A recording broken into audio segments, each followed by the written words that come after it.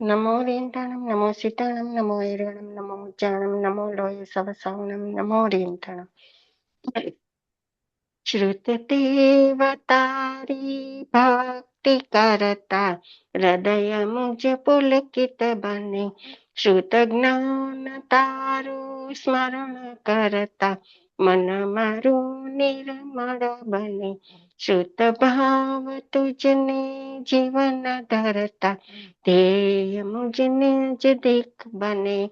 ઉપકાર તારો શું કહું, તારી હસ્તે મુક્તિ મળે, તારી હસ્તે મુક્તિ મળે. હે શ્રુતદેવ, તમને અમારા કોટી કોટી નમન હોજો. આ શ્રુત જ્ઞાન અમને બધાને સંકેત રૂપે પરિણમજો એવી શુભ ભાવના ભાવીએ છીએ. જય જિનેન્દ્ર. બધાને બધા સુખ શાતામાં હસો. આજે આપણે પુણ્ય અને પાપ તત્વો વિશે જાણીએ. આગમમાં આપણા ભગવાને મહાવીરે આપણને જે જણાવ્યું છે તે આગમમાં લખેલું છે અને એમાંથી હું થોડું સારાંશ લઈને તમને જણાવું છું. એમાં કાંઈ પણ મારી ભૂલ ચૂક હોય તો મિચ્છામી દુક્કડમ પહેલેથી જ માગી લઉં છું. સૌથી પહેલા તો આપણે તત્વ વિશે જાણીએ. તત્વ એટલે શું? તો તત્વ એટલે વસ્તુનું સાચું સ્વરૂપ, વસ્તુનું સદાકાળ રહેવું, જે શાશ્વત છે તેને તત્વ કહેવાય. એટલે એનું એક્ઝામ્પલ શું છે? શાશ્વત શું છે? આપણા જૈન ધર્મ પ્રમાણે શું શાશ્વત છે? આપણો આત્મા, કે ક્યારેય મળતો જ નથી, શાશ્વત છે. એટલે એ આપણો તત્વ કહેવાય કે આપણો આત્મા છે ને એ કાયમ માટે સદાકાળ માટે રહે છે. એક ઇન્દ્રિયના જીવો પણ કાયમ માટે રહે છે. આ પૃથ્વી પર માટી છે એ કાયમ માટે રહે છે. એટલે એ બધા તત્વ કહેવાય. એ બધા મુખ્ય એમાં પણ એના 9 પ્રકાર છે તત્વના. તો એમાં સૌથી પહેલા બે જે તત્વ છે ને એ મુખ્ય તત્વ છે. એ છે જીવ તત્વ અને અજીવ તત્વ. એ બે તત્વ મુખ્ય છે. અને બીજા પછી પુણ્ય તત્વ, પાપ તત્વ, પાંચમું આશ્રવ તત્વ, છઠ્ઠું સંવર તત્વ, સાતમું નિર્જરા તત્વ, આઠમું બંધ તત્વ અને 9મું મોક્ષ તત્વ. તો 9 તત્વ છે એમાંથી આપણે ખાલી 2 તત્વ અત્યારે જાણશું, પુણ્ય તત્વ અને પાપ તત્વ. એના વિશે જાણીએ. પુણ્ય તત્વ એટલે પુણ્ય એટલે શુભ કર્મ, શુભ ભાવથી આત્માને થતો શુભ બંધ, અને એ શુભ બંધના ઉદયથી સંસારમાં આત્માને સુખના સાધન સંયોગની પ્રાપ્તિ થાય છે. હવે આપણે અત્યારે બધા શુભ ભાવમાં છીએ. અત્યારે સામાયિક કરીએ છીએ તો આપણે બધા શુભ ભાવમાં છીએ. હવે આ શુભ ભાવથી આપણા બધાનો શુભ બંધ એટલે કે પુણ્ય તત્વ ભેગું થાય છે આપણા આત્માના કાર્બન ઉપર. ઉત્તમ પુણ્યના ઉદય વડે ધર્મની પ્રાપ્તિ થાય છે અને એને પુણ્ય તત્વ કહેવાય છે. અત્યારે આપણને બધાને ઉત્તમ તત્વ મળ્યું છે કે આ રક્ષાબેને આપણને સામાયિકનું પ્લેટફોર્મ આપ્યું છે અને આપણે દર રવિવારે, આપણે દર અઠવાડિયે રવિવારે આપણે સામાયિક કરીએ છીએ. તો એ બધું પુણ્ય આપણને તો મળે છે, સાથે સાથે રક્ષાબેનને પણ મળે છે. એટલે આ બધું આપણે પુણ્યના બંધથી આપણે અત્યારે બધા ભેગા થયા છીએ. એટલે પુણ્ય અને સંસારના સુખનું સાધન છે અને જ્ઞાન એ મોક્ષના સુખનું સાધન છે. અત્યારે આપણે પુણ્યથી સામાયિક કરીએ છીએ અને જ્ઞાનથી આપણે મોક્ષની આરાધના પણ કરીએ છીએ.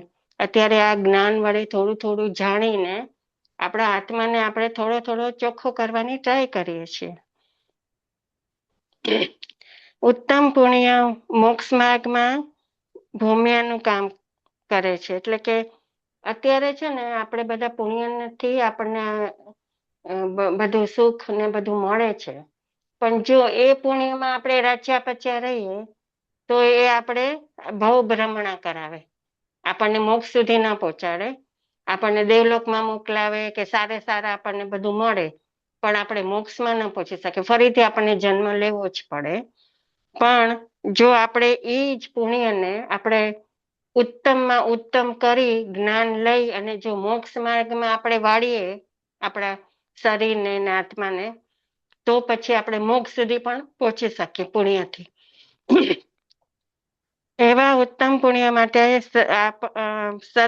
સદદેવ, સદગુરુ, સદધર્મનું આરાધન પરમાર્થના લક્ષ્ય કરવું જોઈએ. એટલે કે આ બધું આપણે આરાધના આપણે કરવી જ જોઈએ કે એનાથી આપણને મોક્ષ સુધી પહોંચી શકાય, આપણા આત્માને આપણે મોક્ષ સુધી પહોંચાડી શકીએ.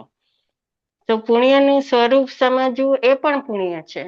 અત્યારે આપણે બધા બેઠા છીએ એનું સ્વરૂપ સમજવા માટે, એનું પણ આ પુણ્ય તત્વ જ છે. પુણ્ય અને ધર્મ વચ્ચે શું તફાવત છે? કોઈને ખબર છે? પુણ્ય અને ધર્મ વચ્ચે શું તફાવત છે?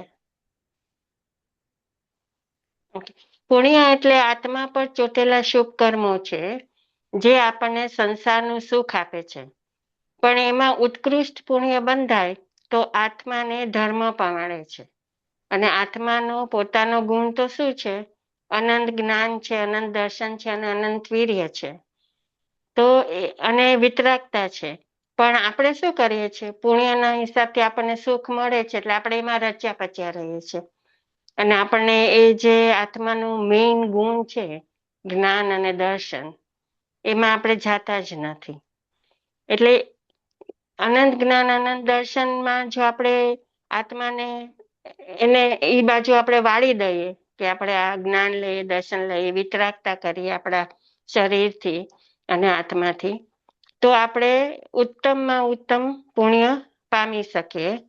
અને પછી આપણને શું થાય? એનાથી આપણને સદગુરુ મળે, આપણને જ્ઞાનની પ્રાપ્તિ થાય અને એ જ્ઞાનની પ્રાપ્તિ આપણને મોક્ષના દ્વાર સુધી આપણા હાથમાં પહોંચી શકે છે. હવે આપણે પુણ્ય ક્યાં કારણથી મળે છે ને તે પણ જોઈ લઈએ કે કયા કારણથી આપણને પુણ્ય મળે છે. તો એના 9 પ્રકાર છે. પહેલા છે અન્ન પુણ્ય, બીજું પાણ પુણ્ય, ત્રીજું લયણ પુણ્ય, ચોથું શયન પુણ્ય, પાંચમું વત્થ પુણ્ય, છઠ્ઠું મન પુણ્ય, સાતમું વચન પુણ્ય, આઠમું કાય પુણ્ય અને 9મું નમસ્કાર પુણ્ય. તો હવે આપણે એક એકના સમજીએ કે એને શું, એનો મિનિંગ શું છે. તો અન્ન પુણ્ય એટલે આપણે અનાજનું દાન કરીએ. આજે ઇન્ડિયામાં કે ઘણી જગ્યાએ આપણે જો અનાજ આપીએ, કે ઘઉં આપીએ, કે બાજરો આપીએ, કે ચોખા આપીએ, કે અનાજનું દાન કરીએ, કોઈને જમાડીએ, કોઈ અશક્ત હોય એને આપણે સેવા કરીએ, એને ભોજન શાળામાં આપણે દાન આપીએ, પશુઓને ચારો આપીએ, ગાયોને ખવડાવીએ, ભૂખ્યાને પેટ ભરાવીએ, આ બધું. અને સૌથી ઉત્તમમાં ઉત્તમ અન્ન પુણ્ય શું છે? તો આપણે મહારાજ સાહેબને સુપાત્ર દાન દઈએ, આપણે મહારાજ સાહેબને વોરાવીએ, એ સૌથી ઉત્તમમાં ઉત્તમ પૂર્ણ અન્નપૂર્ણ છે. કે આજે મહારાજ સાહેબ ઘણા હોય જે લોકોને તપસ્યા ચાલતી હોય અને તપસ્યા પછી પારણા માટે આપણે એમને ઓરાવીએ, તો એ કેટલું બધું પુણ્ય, ઉત્કૃષ્ટ પુણ્ય મળે આપણે કે એનું પારણું કરાવીએ છીએ. એટલે આ અન્ન પુણ્ય એટલે એ બધું પુણ્ય આપણું ભેગું થાય આપણા આત્મામાં. પછી પાણ પુણ્ય એટલે પાણીનું દાન કરીએ, તરસ્યાને પાણી આપીએ, પરબ બંધાવીએ, માટલા મુકાવીએ, રસ્તામાં કૂવા વાવ ખોદાવીએ, તો એ બધું પણ પાણીનું પુણ્ય છે. એમાં અને આપણે જો ઉત્કૃષ્ટ પુણ્ય હોય તો આપણે ઉકાળેલું પાણી આપણે એટલે એના પણ ટાઈમિંગ હોય. સવારે 7 વાગે કે 7:30 જે સૂર્ય ઉદય થઈ જાય પછી 48 મિનિટ પછી ઉકાળવાનું હોય પાણી, અને એ પાણી 1 વાગ્યા સુધી ચાલે. અને એમાં સમર ટાઈમ જુદો હોય, વિન્ટર ટાઈમ જુદો હોય અને ચોમાસાનો ટાઈમ જુદો હોય છે. ત્રણેયનો કંઈક ટાઈમિંગ હોય છે. એટલે એ પ્રમાણે આપણે પાણીની વ્યવસ્થા કરીને જો મહારાજ સાહેબને વોરાવીએ તો એ ઉત્તમમાં ઉત્તમ પાણા પુણ્ય કહેવાય છે. લયણ પુણ્ય એટલે રહેવા માટેની જમીનનું દાન આપીએ આપણે, સાથે ઘરની વસ્તુ પણ આપીએ, તો એ પણ એક લયણ પુણ્ય થાય છે. એમાં જો સંસારમાં હોય તો કોઈને આપણે વાસણ આપીએ, કોઈને કાંઈ ફર્નિચર આપીએ, અને જો સૌથી ઉત્તમમાં ઉત્તમ લયણ પુણ્ય કરવું હોય તો આપણે ઉપાશ્રય માટે, જમીન માટે એને જગ્યા કરી દઈએ, કે એનું દાન આપીએ, કે ઉપાશ્રય બંધાવીએ, કે એમાં જે એ બધાને આપણે દેરાસરનું કંઈક આપણે દાન આપીએ, એમાં કંઈ જીર્ણોદ્ધાર કરવો હોય તો એનું દાન આપીએ. તો એ બધું જે આપણે દાન આપીએ ને એ ઉત્તમમાં ઉત્તમ દાન કહેવાય. અને એમાં 10/4 નો લાભ મળે છે. એટલે જે આપણને આ આત્માને જે અનંત દર્શન છે ને એનો લાભ આપણને મળે છે. અને આપણે ઘણા બધા દેરાસરો આપણે કોને કુમારપાળ રાજાએ બંધાવ્યા હતા ને, કેટલા બધા દેરાસો બંધાવ્યા હતા. એટલે એમનું પુણ્ય એટલું બધું ઉત્કૃષ્ટ હશે ને કે એમને તો અત્યારે દેવલોક હશે. પણ જો ઈ પુણ્યને આપણે લઈ લઈએ અને આપણને ઉત્કૃષ્ટ પુણ્ય મળે, પણ એને પાછી છોડી પણ દઈએ અને જો દીક્ષા લઈને આપણે મોક્ષના માર્ગમાં જઈએ તો એ વધારે ઉત્તમ પુણ્ય થાય. પછી છે શયન પુણ્ય, એટલે સુવા પાથરવાના સાધનોનું દાન કરે, ગાદલા, તકિયા, ચાદર, શાલ એ બધાનું દાન કરીએ. ઉપાશ્રયમાં ભગવંતો માટે પાઠ બંધાવે, એનો પાઠનું આપણે એમાં આપણે દાન કરીએ તો એ પણ ઉત્તમ પુણ્ય કહેવાય. એટલે એવી રીતના પછી વત્થ પૂર્ણ આવે. વત્થ પુણ્ય એટલે વસ્ત્રનું દાન કરીએ સંસારી જીવોને, અને જે લોકોને નથી વસ્ત્ર મળતા, અત્યારે કેટલી ગરીબ વસ્તી છે, અત્યારે મિડલ ઇસ્ટમાં આટલો વોર ચાલે છે, તો એ બધાને આપણે વસ્ત્ર મોકલાવીએ. એ લોકોને જે પ્રજા વોર નથી કરતી એ લોકોને વોર નથી કરવો, પણ તે છતાં પણ એ લોકો એમાં સપડાયેલા છે, તો એ લોકોને આપણે વસ્ત્રનું દાન કરીએ તો એ પણ એક જાતનું પુણ્ય જ છે. પણ સૌથી વધારે પુણ્ય કોને શેમાં મળે? હવે તો બધાને ખબર જ હશે શેમાં મળે, તો કયો મને કોઈ સૌથી વધારે પુણ્ય શેમાં મળે આપણને? વસ્ત્ર દેવામાં આપણને કયું પુણ્ય, શું કરીએ તો આપણને વધારે પુણ્ય મળે? કોઈ અનમ્યુટ કરીને બોલો. ગરીબોને આપીએ એમાં. હા, એમાં તો મળે જ, પણ સૌથી વધારેમાં વધારે આપણે મહારાજ સાહેબને મહારાજ સાહેબ કામળી ઓળાવીએ. ઓછા ઓલું એમ શાક. હા હા, એમને આપણે ઓઢવા પાથરવાના આપીએ, કે એમને આપણે કંઈ પણ કરીએ ને અત્યારે, તો એમનું પુણ્ય સૌથી વધારેમાં વધારે આપણને મળે. અને એ પુણ્ય આપણને જ્ઞાન સુધી પહોંચાડી શકે. ઓલું બીજું બધું પુણ્ય છે ને આપણને સંસારના સુખો મળે, પણ પછી આપણને એ સુખમાં ને સુખમાં રહીએ તો ભાવ ભ્રમણા થાય. પણ જો જ્ઞાન લઈને આપણે ભાવભરણા ઓછી કરીએ, આપણા પરિગ્રહ ઓછો કરીએ, આપણા આત્માને નિર્લેપ કરી દઈએ એ બધા વસ્તુથી, તો આપણે એ પુણ્યનો ઉપયોગ સારી રીતે કર્યો કહેવાય. પછી છે મનના પુણ્ય, એટલે મનથી પણ સારું વિચારવું, મનના ભાવો શુભ રાખવા, કોઈના માટે ખોટા વિચારો કરવા જ નહીં. અત્યારે આપણે ઘણી વાર ભલે આપણે મોઢેથી તો આપણે કોઈને ના બોલતા, પણ મનમાં તો કેટલાય વિચારો કરી લેતા હોય પણ એ બધા વિચારોને આપણે બંધ કરી દઈએ ને કમ્પ્લીટલી, તો જ આપણે આ મન પુણ્યનું આપણે કરી શકીએ. કારણ કે આપણે મનથી જ વધારે પાપ બાંધીએ છીએ જોવા જાય તો. એટલે આપણે મન પુણ્યનું વધારે પ્રેક્ટિસ કરવાની જરૂર છે. વચન પુણ્ય, એટલે સારા વચન બોલવાના, ઓછું બોલવાનું, મીઠું બોલવાનું, સત્ય બોલવાનું, બીજાને દુઃખ લાગે તેવું નહીં બોલવાનું, વધારે જીભનો ઉપયોગ ધર્મની વાણી માટે જ કરવાનો, બીજા કોઈને હેરાન નહીં કરવાનું, કોઈને આપણે કોઈ પણ જાતનું દુઃખ નહીં પહોંચાડવાનું બોલીને. ઘણી વાર બોલતા બોલતા આપણને ખબર જ નથી પડતી કે આપણાથી શું બોલાઈ જાય છે, અને સામેનો વ્યક્તિ જો જુદું સમજતો હોય તો એને એટલું બધું દુઃખ થઈ જાય છે ને કે એમાં ઘણી વાર બહુ ડિસ્પ્યુટ પણ થઈ જાય છે ખાલી બોલવાથી જ. આપણે કહીએ ને કે વોરથી તો એટલા બધા ડિસ્પ્યુટ થતા હોય તો થાય, પણ બોલવાથી વધારે ડિસ્પ્યુટ થાય. એટલે વચન પુણ્યનું તો બહુ જ આપણે ધ્યાન રાખવું પડે. અને વધારેમાં વધારે જો આપણું જીભને આપણે ધર્મની વાણી છે, સ્તવન છે, ભજન છે, એમાં આપણે વાપરીએ અને એનો વધારે મૌન રહીએ, તો પણ એમાં વચન પુણ્ય થાય છે. પછી કાય પુણ્ય એટલે કાયાથી જે પણ પ્રવૃત્તિ થાય છે એમાં પણ ઘણી બધી વાર આપણે ઘણાને હેરાન કરી દઈએ છીએ કાયાથી. આપણને ઘણી વાર ખબર પણ નથી હોતી કે આપણા આચરણથી કોઈને ખરાબ લાગી ગયું છે, કોઈને દુઃખ થયું છે. અને વધારે તો આપણે આ એકેન્દ્રિયના જીવો જે છે એને આપણે વધારે આપણા કાયાથી દુઃખ પમાડીએ છીએ.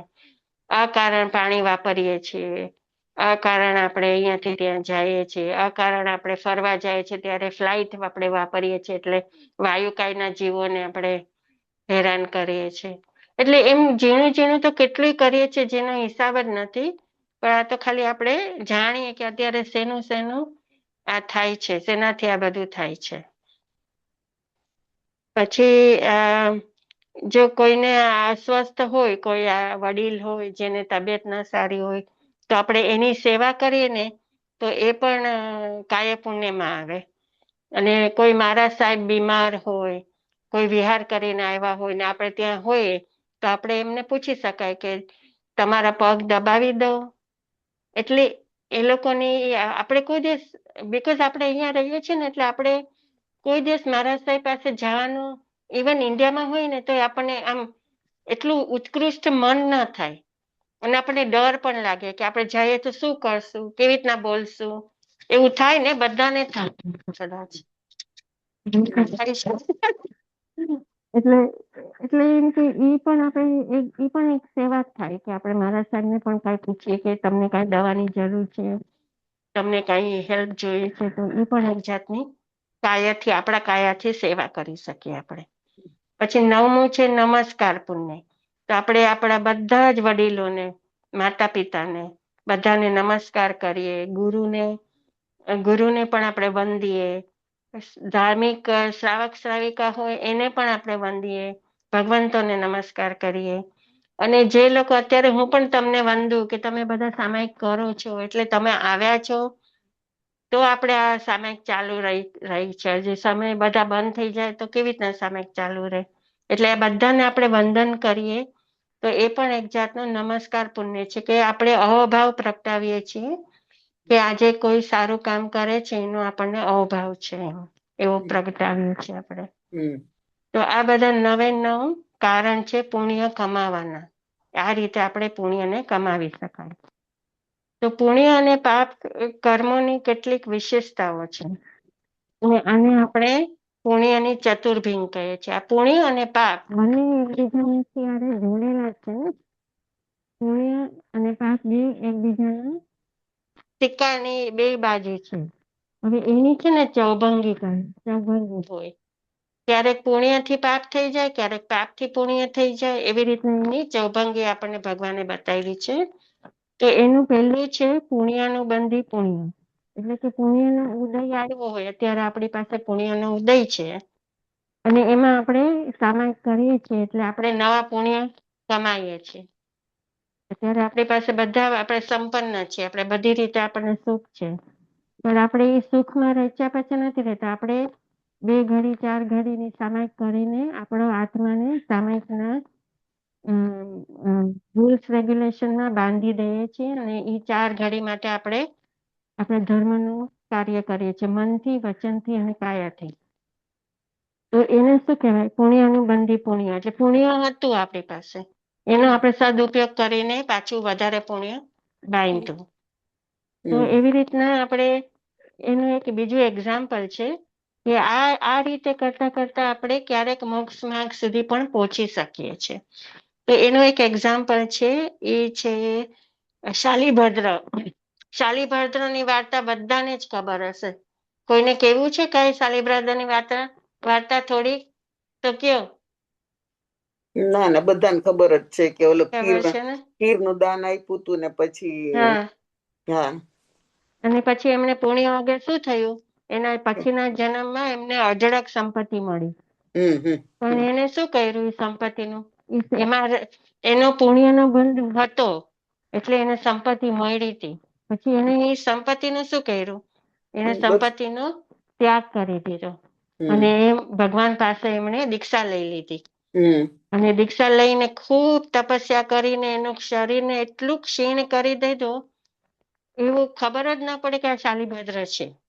હમ પોતે આટલા પૈસાવાળા, આટલા સમૃદ્ધિવાન અને એટલા હૃષ્ટપુષ્ટ હતા કે એમણે એનું બધું સમૃદ્ધિ હતી એને મૂકી અને દીક્ષા લઈ અને એમણે મોક્ષ માર્ગની સાધના કરી. હમ તો પછી બીજું છે પાપાનું બંધી પુણ્ય, એટલે પાપ પુણ્યનો ઉદય હોય અને એમાં પાપ બંધાય. અત્યારે આપણે પુણ્યનો ઉદય છે, આપણે એકદમ સરસ, બધા પાસે પુણ્ય છે અને આપણે અત્યારે સામાયિક ન કરીએ, આપણે કાંઈ પ્રતિક્રમણ ના કરીએ, આપણે કાંઈ પણ ધર્મની ક્રિયા ના કરીએ અને આપણે ફરવા વયા જઈએ, આપણે બસ આપણા સુખમાં જ રાચ્યા પચ્યા રહીએ અને વધારેમાં વધારે પાપ કરીએ સુખ ભોગવીને, તો એનું શું થયું? તો એ પાપાનું બંધી પુણ્ય, એટલે પુણ્ય હતું ને એમાં આપણે પાપ બાંધ્યો. એનો મતલબ એમ કે આપણે પુણ્ય હતું, એનો પુણ્યનો સારો ઉપયોગ ના કર્યો અને પાપ બાંધી દીધો. તો પુણ્યનો ઉદય હોય એમાં પાપ બંધાય. દાખલા તરીકે એનો એક્ઝામ્પલ શું છે? મમણ શેઠ. મમણ શેઠ નું આખું વાર્તા ખબર છે ને વીણાબેન? તમને તો ખબર હશે, બોલો ને વીણાબેન, બોલો મમણ શેઠ ની વાર્તા.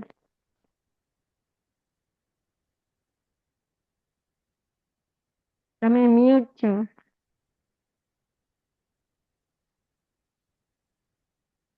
100% નથી કઈ યાદ. અચ્છા, તો હું કઉ છું ચાલ. હા. તો મમણ શેઠ નું શું થયું હતું કે એક પૂર્વજન્મમાં છે ને ત્યાં આપણે પ્રભાવના કરી ને દેરાસરમાં, તો પ્રભાવના કરી હશે, તો એને લાડવો મળ્યો. હા, લાડવો મળ્યો ને એટલે એમને સીધો એને થયું કે હવે શું, કે મારા સર આવ્યા તો મારા સરને વરાવી દીધો. એટલે ખુશ થઈને વરાવ્યો, એટલા બધા ઉત્કૃષ્ટ ભાવ હતા ત્યારે વરાવી દીધો. પછી મારા સાહેબ તો લઈને ગયા કે, અને પછી એનો મિત્ર મળ્યો. એ કે ત્યાં લાડવો ખાધો, એટલો સરસ છે, એટલો સ્વાદિષ્ટ છે ને. તો કે લે, મેં તો નથી ખાધો, મેં તો આપી દીધો મારા સાહેબને. પછી એને ખેદ થયો કે અરે મેં ન ખાધો, મેં આપી દીધો, લાવ હું જઈને લઈ આવું. એ ગયો મારા સાહેબ પાસે લેવા. જયારે મારા સાહેબ પાસે લેવા ગયા છે, તો મારા સાહેબે શું કીધું, એમના નિયમ પ્રમાણે એમના પાત્રમાં વરાવેલી કાંઈ પણ વસ્તુ હોય એ પાછી ન આપી શકે.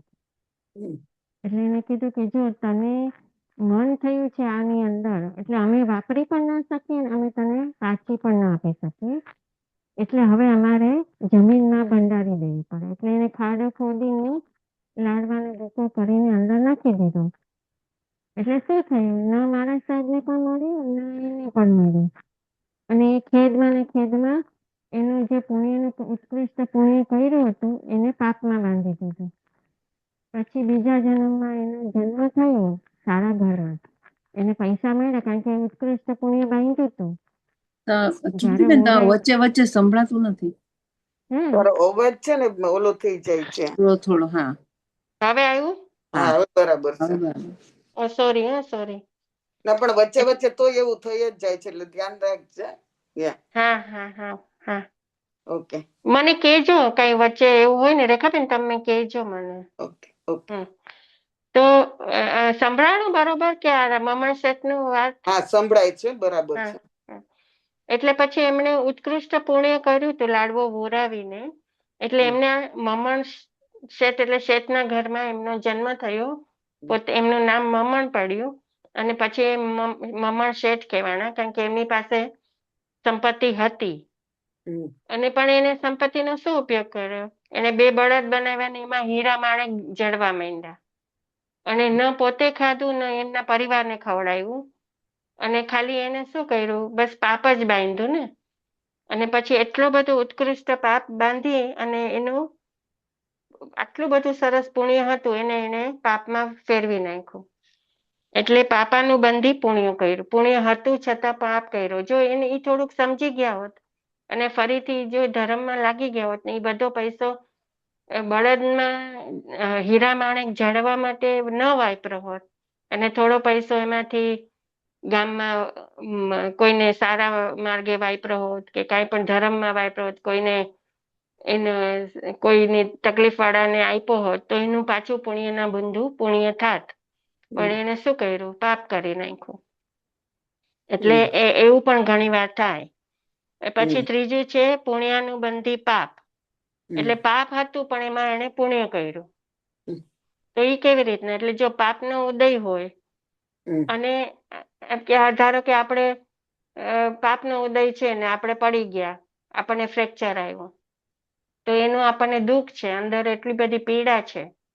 તે છતાં પણ અત્યારે આપણી પાસે 1 કલાકની સામાયિકનો સમય છે દર રવિવારે, તો એ પીડામાં હવે ચંદ્રિકાબેન જો અત્યારે એ બિચારા તબિયત નથી સારી, હોસ્પિટલમાં હતા, તો પણ એ સામાયિકમાં બેસતા હતા. તો પીડામાં પણ એમને પાપનો ઉદય હતો, પણ તો પણ એને શું કર્યું? એને પુણ્ય બાંધ્યું. કેમ કે એને સામાયિક કરી, એનું મન આખું એમાં ધર્મમાં જ રહ્યું. તો એમાં એને સહન કરી, એનું દુઃખને સહન કરીને એને ધર્મ કર્યો. તો એને કહેવાય પાપાનુબંધી પુણ્ય. તો એ દુઃખ સહન કરવાથી એવા ગુણોનું અને નવા પુણ્યનો અનુબંધ થયો. તો એમાં શું થયું? હવે એનો એક્ઝામ્પલ શું છે? રોહિણી ચોર ની વાર્તા, કે રોહિણી ચોર હતો, એને પૂર્વ ભવમાં એને પાપ કર્મથી એવા ઉદય હતા કે એનો આત્મા ચોર તરીકે જન્મ્યો. રોહિણી ચોર તરીકે જન્મ્યો. પરંતુ એને પ્રભુની દેશ ના સાંભળી, અને એને શું થયું?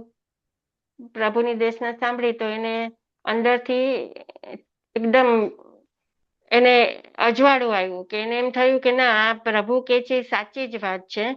અને એને બધા પાપનો ત્યાગ કરી દીધો. જે ચોરી કરતો તો એ પાપનો એને ત્યાગ કરી દીધો. અને પછી એમાંથી પ્રભુની વાણી સાંભળી અને એનો મર્મ સમજી ગયો, અને પાપનો જે કર્મ હતા, જે અત્યારે કરતો હતો, એ બધો ત્યાગ કરી અને પ્રભુ પાસે એમણે આત્મકલ્યાણ કર્યું. એટલે એનું પોતાનું પાપ હતું, ગયા જન્મનું એને કરેલું પાપ હતું ઉદયમાં, તે છતાં પણ સ્ટ્રોંગલી માઇન્ડને સ્ટ્રોંગ કરીને એને ધર્મ કર્યો, પ્રભુ પાસે ધર્મ શીખો અને એનું આત્માનું કલ્યાણ કર્યું. એટલે એને કહેવાય પુણ્યાનુબંધી પાપ. હવે પાપાનુબંધી પાપ એટલે પાપ હતો ને એમાં પાછો પાપ જ કર્યો. તો આપણે ક્યારેક ઘણી વખત આપણે કાંઈ એવા ઉદય હોય પાપના, તો આપણે એકબીજાને કે ક્યારેક કોઈની હારે આપણે મન દુઃખ થઈ જાય, અને મન દુઃખ થયા પછી એમ જ આપણે વિચાર કરીએ કે, અને મનથી આપણે એને ખૂબ ખરાબ ભલું કીધું હોય, મનથી એની સામે આપણે ના બોલીએ, તો એ પાપ તો મોટામાં મોટું થવાનું જ છે. એટલે પાપનો ઉદય થાય, અને એવી સિચ્યુએશનમાં પણ આપણે પાપ જ કરીએ. એનું ઉદાહરણ છે, એનું સ્ટોરી છે કાલ સોરિક કસાઈ. એટલે એ કસાઈની તો વાર્તા બધાને જ ખબર છે કે કસાઈ હતો, એને પૂર્વના પાપના ઉદયથી એનો જન્મ કસાઈમાં થયો હતો, અને એને એટલું બધું કસાઈનું મનમાં ઓલું થઈ ગયું કે હવે મારે દરરોજ આટલા એના નંબર હતા, આટલા 500 કે એટલા મારે પાડાને મારવાના જ. તો એ જરાય પાછું વાળીને જોતો જ નહોતો કે હું આટલું પાપ કરું છું. એમાં સૈનિક રાજાને એવું કઈ હશે, એની પણ આખી સ્ટોરી છે, એ હું બહુ ટૂંકાણમાં કહું છું, કારણ કે ખોટી થઈ ગઈ છે, હજી આપણે પાપ તત્વોને તો લીધું જ નથી. તો સૈનિક રાજાએ એને કુવામાં પૂરી દીધો કે તું 1 દિવસ માટે પાપ નહીં કરતો. એટલે એટલો મોકો મળ્યો કે 1 દિવસ પાપ ન કરે, તો પણ એને શું કર્યું? એને કુવામાં માટીથી પાડા કરીને એને મારવા માંડ્યો. માટીમાં એને ડ્રોઈંગ કર્યું પાડાનું, ને એને મારવા માંડ્યો મનથી. હવે મનથી મારે એટલે શું થાય? પાપ તો લાગવાનું જ છે. તમે ફિઝિકલી મારો કે મનથી મારો, પાપ તો એટલું જ લાગવાનું છે. એટલે પાપાને એની પાસે મોકો હતો કે એ 1 દિવસ માટે પાપ ન કરત અને મનને શુદ્ધ રાખત, તો એને એટલા બધા પાપ એના બચી જાત. પણ એને ન કર્યું, એને સીધું પાપાનુબંધીમાં પાપ જ કર્યું, બીજું કાંઈ ન કર્યું એને. એટલે આ બધું આપણને પુણ્ય કરીએ, આ બધા એના પુણ્યાનુબંધીના જે ચતુર્ભંગી હતી ને, આ 4 ચતુર્ભંગી હતી. હવે પુણ્યના 42 પ્રકાર છે. પુણ્ય કરીએ એના 42 પ્રકારથી એને આપણે ભોગવાય છે, એના 42 પ્રકાર છે. પણ હવે એના હું ઊંડાણમાં નથી જાતી, કારણ કે અત્યારે આપણે ટાઈમ ઓછો છે, હજી મારે પાપ તત્વ કરવાનું છે. એટલે તારી પાસે ઈ હોય ને તો અત્યારે કરી લે, પાપ તત્વ આપણે ફરીથી કરીશું. હા, એમ કરીએ તો આ તો હા બહુ જ સારું. હા, તો હા બહુ જ બસ, સારું. હા પૂરું કરી લે હા, આજે. હા, તો હા પછી પુણ્ય તત્વ જ આજે પૂરું કરું હા, છું. અને પછી પાપ તત્વ પછી કરીશું. હા, તો આપણે છે ને આપણે આટલું બધું પુણ્ય કર્યું હોય ને એને આપણે કેવી રીતના ભોગવીએ, એના 42 પ્રકાર છે. તો જો વેદનીય કર્મનો ઉદય એક ભેદ આવે કે શાતા વેદનીય અને શાતાનો અનુભવ કરાવે. હવે આપણે વેદનીય કર્મ આપણો થયો હોય કે અત્યારે આપણને વેદનીય કર્મ છે એટલે આપણી તબિયત નથી સારી, તો એમાં આપણે મેં જેમ ચંદ્રિકાબેને કહ્યું એવી રીતના આપણે સામાયિકમાં જ મન લગાડીને રાખીએ તો આપણે સાતા વેદનીય નો કર્મ ઉપજ. ઓલો વેદનીય કર્મ હતો એમાં આપણને શાતા થઈ જાય. એટલે એનો આખો એટલે પુણ્યથી આપણને શાતા મળે. એમાં પછી આયુષ્ય કર્મના ઉદયે 3 ભેદ આવે. આપણે આયુષ્ય કર્મ છે ને એના જો પુણ્યાનુબંધી પુણ્ય હોય તો એનો 3 ભેદ આવે. એમાં એક તો દેવનું આયુષ્ય મળે, બીજું મનુષ્યનું આયુષ્ય મળે અને ત્રીજું તિર્યંશનું આયુષ્ય મળે. તો કોઈએ એમ સવાલ પૂછ્યો કે તિર્યંશમાં કેમ તમે, તિર્યંશનું આયુષ્ય તો સારું ના કહેવાય, તો એને કેમ પુણ્યાનુબંધી પુણ્યમાં આવ્યું? તો ઘણા પંચેન્દ્રિય તિર્યંશ હોય ને, લાઈક હાથી છે, ઘણા સિંહ છે, એ બધાને ઘણી વાર જાતિ સ્મરણ જ્ઞાન હોય. એ લોકો મનોપર્ય જ્ઞાન લઈને જન્મ્યા હોય. એ લોકોના પાપ પુણ્યના ઉદય હોય પણ થોડુંક પાપ કર્યું હોય એટલે એ લોકો તિર્યંશમાં ગયા હોય. પણ એ લોકોની પાસે જ્ઞાન હોય ને એટલા માટે એ લોકોને આમાં એડ કર્યા છે કે એ જ્ઞાનથી પણ એ લોકો બચી શકે એ લોકોના પાપથી. એટલે આ આયુષ્ય કર્મ નો આપણને પુણ્યાનુબંધી પુણ્યમાં આપણને અત્યારે આપણે આટલા બધા સરસ રીતે બધા આપણે મળીએ છીએ, ધર્મ કરીએ છીએ, આપણો દિલ ચોખ્ખા રાખીએ છીએ, તો આપણું પુણ્ય કેટલું બંધાશે? દેવ સુધી તો જઈ શકશું આપણે, તો દેવલોક મળે. અને જો સારું ઘણી વાર સારામાં સારું હોય તો એકદમ દેવલોક મળે, અને ઘણી વાર આપણે એવું પુણ્ય હોય કે મનુષ્યમાંથી પાછા મનુષ્ય જ થઈએ. અને એવું પુણ્ય હોય કે આપણે સંઘની તિર્યંશ થઈએ, કે આપણને કાંઈક ભૂલ થઈ હોય, કાંઈક પણ આપણે કામ ખોટું કર્યું હોય તો આપણે તિર્યંશમાં જન્મ થાય. પણ તિર્યંશમાં તો થાય પણ આપણને એનું જ્ઞાન હોય કે આજે હું તિર્યંશમાં શું કામ થયો છું. મનોપર્ય જ્ઞાન હોય તો એને ખ્યાલ આવે કે ભાઈ આ મારે આ મેં ખોટું કર્યું હતું એટલે હું આ થયો, તો હવે હું આમાં શાંત થઈ જાઉં અને હું આને મારા પાપને હું પુણ્યમાં બદલી નાખું તો હું ફરીથી મનુષ્ય બની શકીશ એમ. એટલે એ 3 પ્રકારે થાય. પછી નામ કર્મના 37 પ્રકાર છે. તો નામ કર્મ એટલે આપણે બધા નામ છે, અત્યારે બધાને આપણે કુળ છે, નામ છે, કે આપણે ક્યાંથી આવ્યા છે, આપણા મા બાપને આપણને માતા પિતાએ નામ આપ્યા છે.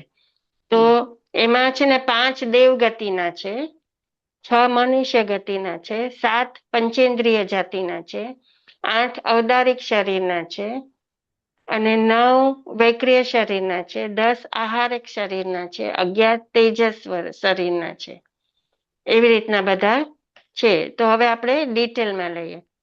તો જો દેવગતિના 5 છે, તો 5 જુદી જુદી જાતની દેવગતિ છે. જે નરકમાં હોય એ દેવ કયા હોય? રેખાબેન હું ભૂલી ગઈ નામ. પરમાધામી. હા, પરમાધામી દેવ. એટલે દેવના છે ને 5 પ્રકાર છે કે એ દેવ હોય પણ એ પરમાધામી હોય, કે એ બધા નરકના જીવને હેરાન જ કરતા હોય, એકદમ એને દુઃખ જ પમાડતા હોય. પછી જ્યોતિષના દેવો હોય, પછી જે સૂર્યમંડળ ને એ બધા તારા ને એ બધા છે એ દેવ છે. તો એ 9, હા, અને પછી વૈમાનિક દેવ હોય, અને આ તારામંડળના 9 દેવ છે, વૈમાનિક દેવ હોય. અને પછી ઉત્કૃષ્ટ કર્યું હોય તો એકાવતારી દેવ હોય ને, જે પછી જન્મ એક જ વાર મનુષ્ય જન્મ લઈને મોક્ષે જાય. એ આપણે કયા દેવલોકમાં જ્યોતિષ વૈમાનિક. ના, વૈમાનિક નહીં, સૌથી ઓલું સિદ્ધ ક્ષેત્રની બાજુમાં જે હોય ને, ભુવનપતિ, વાણયંતર, વૈમાનિક અને પરમાધામી. હજી એક છે ભગવાનપતિ હા, એ નામ ભૂલી ગઈ હું એનું. તો ઈ દેવ બને. હા. તો એટલે પાંચ પાંચ જુદા જુદા દેવની ગતિ થાય આપણને. પછી મનુષ્યની 6 ગતિ થાય. 6 ટાઈપના જુદા જુદા મનુષ્ય હોય. એનું ડિટેલ્સ આમાં આપી નથી, એટલે ખબર નથી મને. પછી પંચેન્દ્રિય જાતિ હોય, 7 જુદા જુદા પ્રકારની પંચેન્દ્રિય જાતિ છે. અને 8 ઔદારિક શરીર છે. જો ઔદારિક શરીર હોય ને, એ આપણા બધાના શરીર ઔદારિક શરીર છે. તો આપણા શરીરમાં સડો થાય કે આપણે પડી જાય, આપણને હાડકાં તૂટી જાય, આપણા શરીર બગડી જાય. ઘણીવાર ઘણાને અંગૂઠો કપાવવો પડે પગનો કે હાથનો, ઓલો ડાયાબિટીસ બહુ હોય તો, એટલે સડી જાય, આપણો દેહ મૃત્યુ થાય. એ બધું આપણે ઔદારિક શરીરમાં થાય. પછી વૈક્રિય શરીર કોઈ દિવસ સડે નહીં. એટલે દેવલોકનું શરીર વૈક્રિય હોય અને નરકનું શરીર વૈક્રિય હોય, કે એ સડે નહીં કોઈ દિવસ. એને તોડી નાખો તો એ પાછું જોઈન થઈ જાય, એવું શરીર હોય.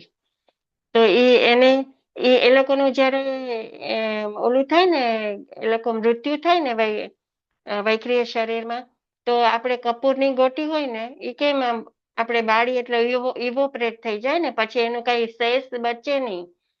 તો એવી રીતના એ શરીર અત્યારે નરકમાં જે જીવો ઉગે, જે જન્મ લે, તો એ કુંભીમાં જન્મ લે, પણ એને કઈ આપણી જેમ નાળ કે કઈ કાપવાની જ ન હોય. એટલે એમ કે સેનામાંથી જન્મે નહીં, એમનેમાં જ જન્મ લે.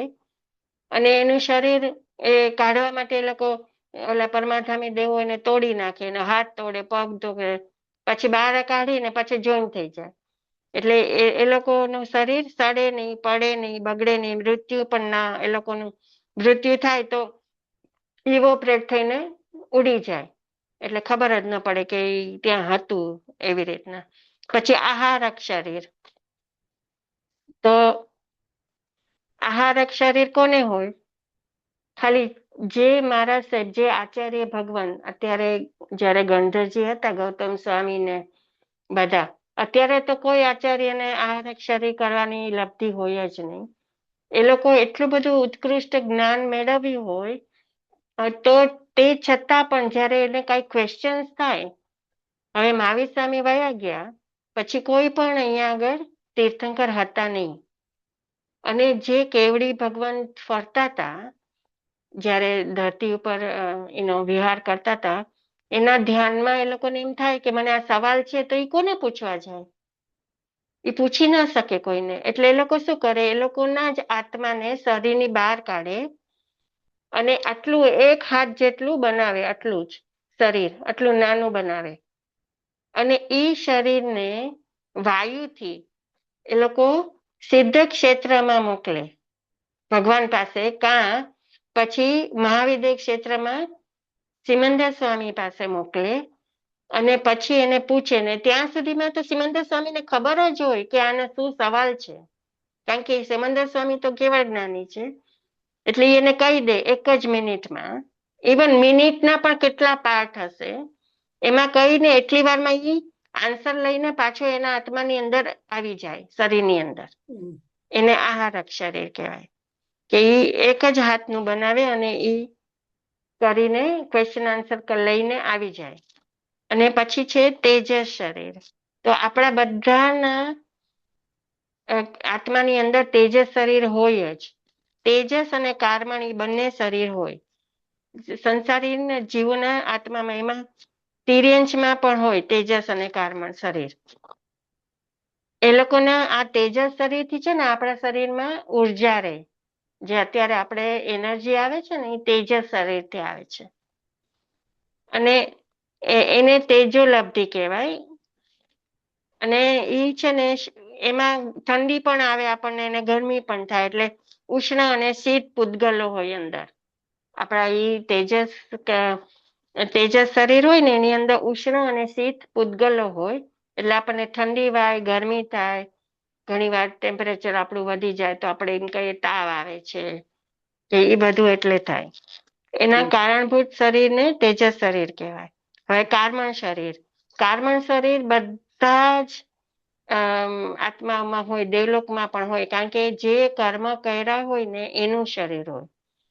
તો આપણા જેટલા કર્મ કરેલા છે ને એના, જેમાં 8 કર્મનો સ્કંદ, 8 કર્મનો જે કર્યા હોય એ બધાનો આખો સંઘ આખો હોય, એ બધું આપણા આત્માની અંદર ચોટેલો હોય, એને કાર્મન શરીર કહેવાય.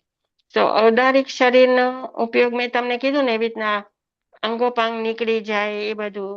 પછી વૈક્રેય શરીરના અંગોપાંગ કેવા હોય, તો વૈક્રેય શરીર મેં કીધું ને કે જેમ આપણે છોડીએ, છૂટો કરીએ તો છૂટો થાય, જોઈન કરીએ તો જોઈન થઈ જાય, એવી રીતના. વજ્ર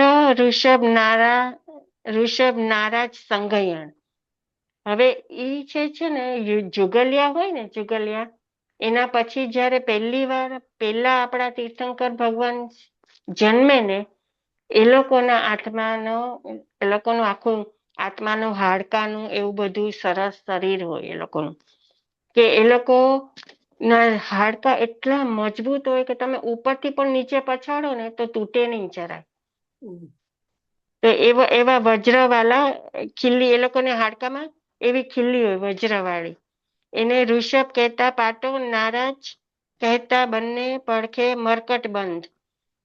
જે શરીરની રચનામાં 2 હાડકા 2 પડખે મરકટ બંધ બાંધી તેના પર હાડકાનો પટ્ટો હોય અને પછી એના પર ખીલ્લી હોય. એટલે જો 2 હાડકા હોય, અત્યારે આપણા શું છે, આપણા ખાલી આવા જ છે હાડકા, ખાલી આમ જ છે. પણ એ લોકોના એ ટાઈમે 2 હાડકા હોય, એમાં પાછો હાડકાનો પટ્ટો હોય ને એની અંદર ખીલી ઠોકેલી હોય, એટલે કેટલા બધા મજબૂત હોય. અને આપણે તો અત્યારે આપણા બધાના હાડકા આટલા જ છે, ખાલી કે જરાક મારો તો બ્રેક થઈ જાય, એવી રીતના. પછી ચતુરસ્ર સંસ્થાન, એટલે કે બધી બાજુથી સમ હોય. એટલે આપણે ભગવાનની મૂર્તિ આપણે અત્યારે જોઈએ તો એ બેઠા હોય તો એનું કેવું આમ ચોરસ લાગે, બધું સ્ક્વેર, કે એના ખભા, એના પગ બધું આપણે બેઠા હોય તો એનો એક સ્ક્વેર થઈ જાય. તો એવું આપણું મનુષ્ય થાય. આપણા પુણ્યાનુબંધી પુણ્ય હોય ને ત્યારે આવા બધા પણ પુણ્ય આપણે બાંધી શકીએ. પછી એ લોકોના શરીરમાંથી શુભ શ્વાસ, એટલે જે સુગંધ હોય ને એ શુભ જ આવતી હોય, ક્યારેય દુર્ગંધ આવે જ નહીં એ લોકોના શરીરમાંથી. પછી શુભ રસ હોય, એટલે અંદરનો જે રસ હોય ને એ પણ બધો શુભ જ હોય. એવું ખરાબ એ લોકોના, આપણે કેમ અત્યારે માંસ ને બધું છે અંદર આપણને સડી જાય છે, તો એ લોકોનું ન સડે શરીર. પછી એ લોકોનો સ્પર્શ પણ શુભ હોય. કોઈને એ લોકો આશીર્વાદ આપતા હશે, સ્પર્શ કરતા હશે, ત્યારે પણ આપણને એટલી બધી એની ઉર્જા આપણને મળે કે એટલો શુભ સ્પર્શ હોય. પછી શુભ વિહાય ગતિ, એટલે ગંધ હસ્તી જેમ શુભ ચાલવાની વિગ્રહ ગતિએ જતા જીવને મનુષ્યની ગતિમાં દોરી જનાર કર્મ થાય. એટલે શુભ વિહાય ગતિ એટલે કે જ્યારે પણ આત્મા, હવે ઋષભ ભગવાનનો આત્મા ક્યાંકથી તો આવ્યો હશે ને, તો એની વિહાય ગતિ કેટલી શુભ હતી કે એ ચક્રવર્તી તીર્થંકર બન્યા. એટલી બધી એની ગતિ શુભ થઈ જાય કે ઈ શુભ વિહાય ગતિમાં એ લોકો આપણો આત્મા જઈ શકે. પછી મનુષ્યનું પૂર્વી, એટલે કે જે લોકોનું વધારે શુભ કર્મ કર્યા હશે, પુણ્ય બાંધ્યું હશે, એનું મનુષ્યની ગતિમાંથી પાછું મનુષ્યની ગતિ પણ મળી શકે, એટલા શુભ કર્મ બાંધ્યા હોય. એટલે એ પુણ્ય એટલા હોય એ લોકોના. પછી અગુરુ લઘુ નામ મળે, કે એવું આપણું શરીર થાય કે બહુ હલકું પણ ન હોય, બહુ ભારે પણ ન હોય, એવું શરીર મળે આપણને, અગુરુ લઘુ શરીર મળે. પછી ઉચ્છ્વાસ નામ, એટલે આપણે એવું આપણને પુણ્ય હોય કે આપણે શ્વાસ પણ લઈ શકીએ ને આપણી ઉચ્છ્વાસમાં આપણે અંદરની બધી વસ્તુ કાઢી પણ શકીએ, જે ખરાબ વસ્તુ હોય.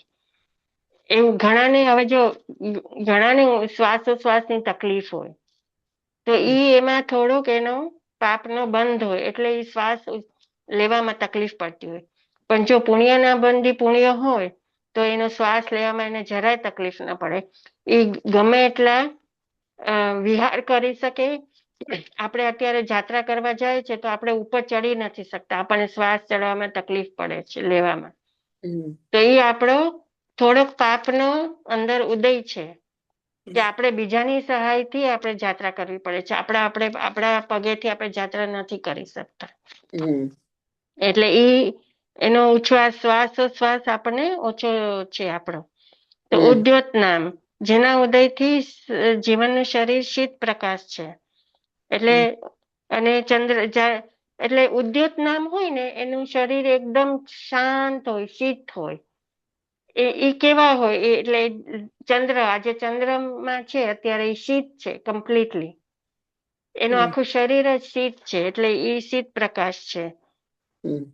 અને એને ચંદ્ર એટલે એના ચમકતા આગિયા જેવું, જુગનું જેવું, એટલે ચમકે છે પણ એકદમ શાંત શીત આપણને શીતળતા મળે છે આપણને. પછી આતાપ નામ, જેના ઉદયથી શરીર તો ઠંડુ હોય પણ આતાપ રૂપ પ્રકાશ હોય, જેમ કે સૂર્યમંડળના પૃથ્વીકાયનું શરીર, સૂર્યમંડળના પૃથ્વીકાયનું શરીર. એટલે આપણે અત્યારે પૃથ્વીકાયમાં રહીએ છીએ અને એમાં આપણને અત્યારે શું છે કે પૃથ્વી ઇટસેલ્ફ ઇઝ કોલ્ડ, પણ એની ઉર્જાથી કેટલી વસ્તુ ઉગે છે એની અંદર. એટલે પૃથ્વી ઠંડી છે પણ એની અંદર ગરમાટ છે. એ ગરમીથી આપણને બધાને એ રાખે છે. આપણે પણ એના પર રહીએ છીએ, વનસ્પતિ પણ રહે છે, પર્વત પણ રહે છે, બધાને એ રાખી શકે છે પૃથ્વી. પછી ત્રસ નિર્માણ નામ, આતાપ નામ, તીર્થંકર નામ. પછી એવું પુણ્ય આપણું બંધાય કે આપણે તીર્થંકર નામકરણ કરીએ. આપણે કહીએ ને કે આપણે ખૂબ પુણ્ય કર્યું કે ત્યારે અહીં આત્મા તીર્થંકર નામકરણ પામ્યો, જેમ આપણે મરીચીનો આત્મા કહેતા હતા કે એને તીર્થંકર નામકર્મ પામ્યું, કારણ કે એને ખૂબ પુણ્ય કર્યું હતું. પછી નિર્માણ નામ, જેના ઉદયથી જીવનને શરીરના અંગોપાંગ પોતાના સ્થાને વ્યવસ્થિત મળે, એટલે નિર્માણ નામ. એટલે અત્યારે આપણે બધાએ નિર્માણ નામ નું પુણ્ય છે આપણી પાસે, કારણ કે આપણા અંગોપાંગ બધા સરખા છે. આપણને ક્યાંય છે જ નથી કોઈનો એક હાથ તૂટેલો જન્મે ત્યારે, કોઈનો એક હાથ ન હોય, પગ ન હોય, કે આંખ ન હોય, કાન ન હોય. આંખ હોય પણ દ્રષ્ટિ ન હોય, એવી રીતના નથી. એટલે આપણે બધા અત્યારે નિર્માણ નામનું પુણ્ય છે આપણી પાસે. તો ત્રસ નામ એટલે જેના ઉદયથી જીવન પોતે હલન ચલન કરી શકે, એટલે આપણે બધા હલન ચલન કરી શકીએ છીએ, એટલે આપણી પાસે ત્રસ નામનું પુણ્ય છે. પછી પર્યાપ્ત નામ, જેના ઉદયથી પોતાના યોગ્ય પર્યાપ્તિ મળે. તે અત્યારે આપણી પાસે પર્યાપ્ત નામ છે, કારણ કે આપણને કોઈ પણ વાતની અત્યારે તકલીફ નથી, કે આપણને બધું મળી રહે છે. એટલે આપણી બધા પાસે પર્યાપ્ત નામનું પુણ્ય છે. પછી 35મું છે પ્રત્યેક નામ, કે જેના ઉદયથી જીવને પોતાનું અલગ અલગ સ્વતંત્ર શરીર મળી શકે છે. આજે આપણે બધા નિગોદમાં નથી.